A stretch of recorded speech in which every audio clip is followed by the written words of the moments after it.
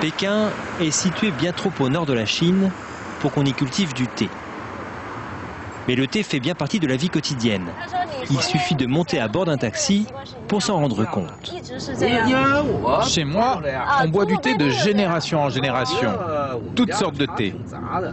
Mais moi, celui que je préfère, c'est le thé au jasmin. Les jeunes d'aujourd'hui, ils boivent moins de thé, parce que depuis leur naissance, ils ne boivent plus que des sodas.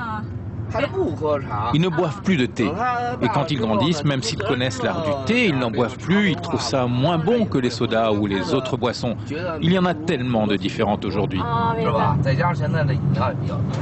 Si la conversation tourne autour du sujet, ce n'est pas par hasard. Angela tient une maison de thé dans la capitale. La voici en visite sur le plus grand marché spécialisé. 7000 mètres carrés de surface sur 3 étages. Et regardez là-bas, ils ont un bon choix de thé vert. Là, c'est le Longtian, là, le Piluochun, là, le Zhuyeqing, là, le Antibaicha. Et en Chine, il y a combien de thés différents? En Chine, il y a au moins 1000 thés différents. Et ici, sur le marché, on peut en trouver près de 500. Des thés verts par dizaines, conservés au réfrigérateur comme il se doit. Vous avez du thé blanc du Fujian? Parce que ça, c'est du Antibaicha, c'est un thé vert. Cela vient de la province du Zhejiang. Ah voilà, ça c'est du vrai thé blanc de la province du Fujian. Parmi les thés les plus prisés en Chine aujourd'hui, les galettes de pu'er, venues du sud du pays. Plus elles sont âgées, plus elles sont chères. Celle-ci, c'est 135 € pour 400 grammes de thé. Celle-là, c'est 280 €. Celle-là, 600 € et la dernière, 1100 €. C'est une galette qui a 10 ans d'âge. Mais le prix ne garantit pas la qualité à tous les coups. Même les professionnels peuvent se faire avoir. Ce n'est pas très bon. À première vue, c'était bien, mais en fait, non.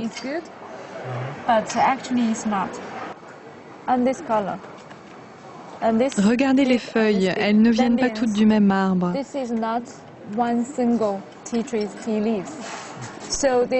Ils ont mélangé des feuilles de vieux arbres avec celles des jeunes et ils le vendent comme un thé d'excellence venant d'un très vieil arbre.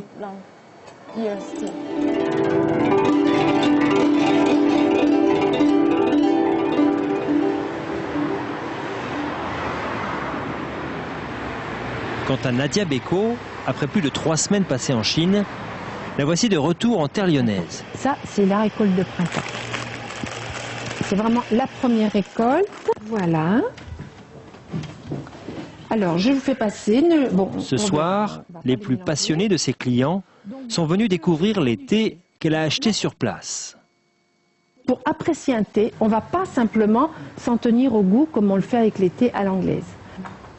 L'occasion aussi d'apprendre à déguster. Et ce n'est pas qu'une question de goût. On aime, on apprécie de regarder les feuilles et les bourgeons, la couleur de l'infusion. Voilà, les feuilles qui tombent, les petits bourgeons qui tombent. Ça ne plaisante pas. Comment déguste-t-on? On n'avale pas tout d'un coup. L'auditoire est attentif, concentré. Quand vous avez terminé votre tasse, là, vous pouvez sentir. On peut sentir le parfum du thé. J'ai envie de les souffler extrêmement doux. Pour nous, c'est très important parce qu'on goûte des thés qu'on ne retrouve pas le reste de l'année. Donc, c'est subtil, c'est léger, mais justement parce que c'est fugace, ça dure que là, le temps de le boire, puis après c'est fini. Quand vous buvez le thé, savourez-le pleinement, sinon son parfum se dissipera. C'est ce qu'écrivait le maître chinois Lu Yu, il y a plus de 12 siècles. Il n'imaginait sans doute pas qu'un jour, à 8000 km de là, on prendrait à ce point ses paroles à la lettre.